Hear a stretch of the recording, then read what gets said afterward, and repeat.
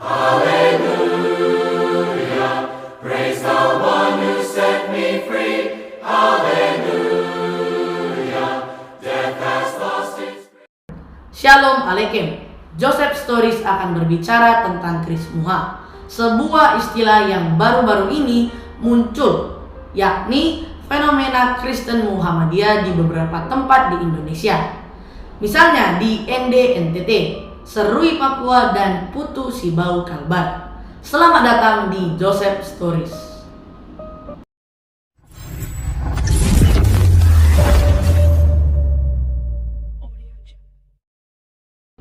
Krismuha, demikian mereka menyebutnya, bermula dari sebuah riset yang dilakukan Sekretaris Umum PP Muhammadiyah, Bapak Abdul Muti.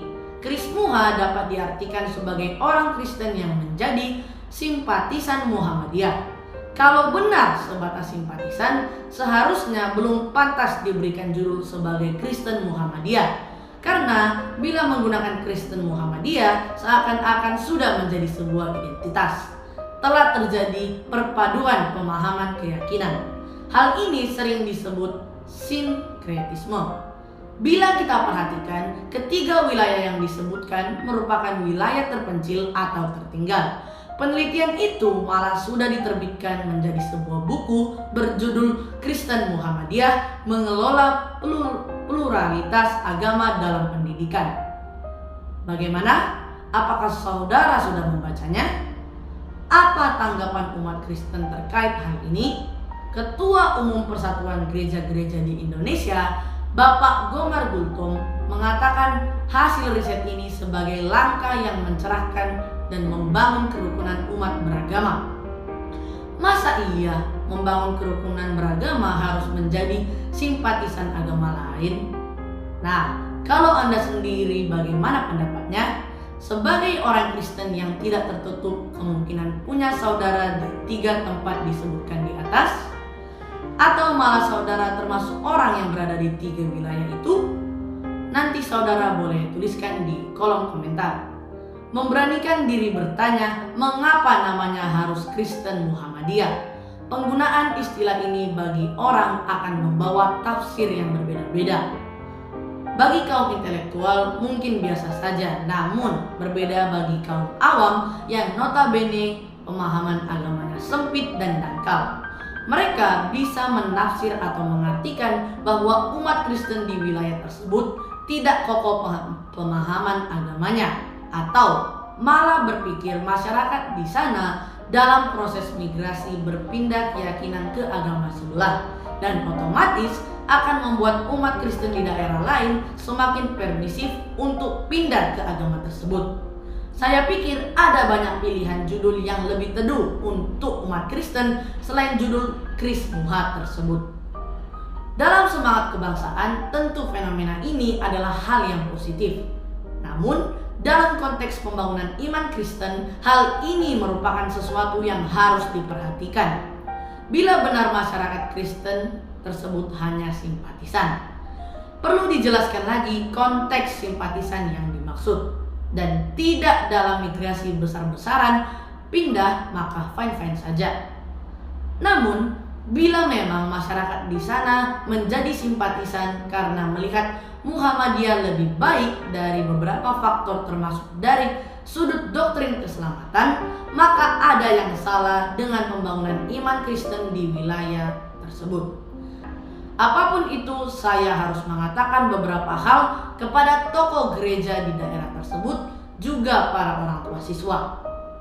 Yang pertama, jadilah teladan yang baik. Titus 2 ayat 7-8.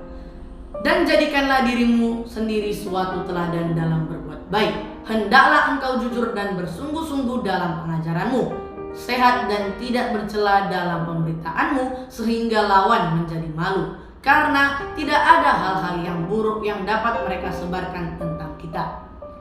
Yang kedua, jangan malu dengan iman Kristenmu. 2 Timotius 2 ayat 15. Berusahalah mempersiapkan dirimu sendiri layak bagi Elohim, selaku pekerja yang tidak merasa malu karena dengan tepat membagi-bagikan firman kebenaran. Yang ketiga, harus mengenal doktrin Kristen dengan benar. Efesus 4 ayat 14. Sehingga kita tidak lagi menjadi kanak-kanak yang diombang-ambingkan dan terbawa oleh pelbagai angin pengajaran, dalam tipu daya manusia, dalam kelicikan dengan cara penyesatan. Yang keempat, khotbahkan firman setiap saat.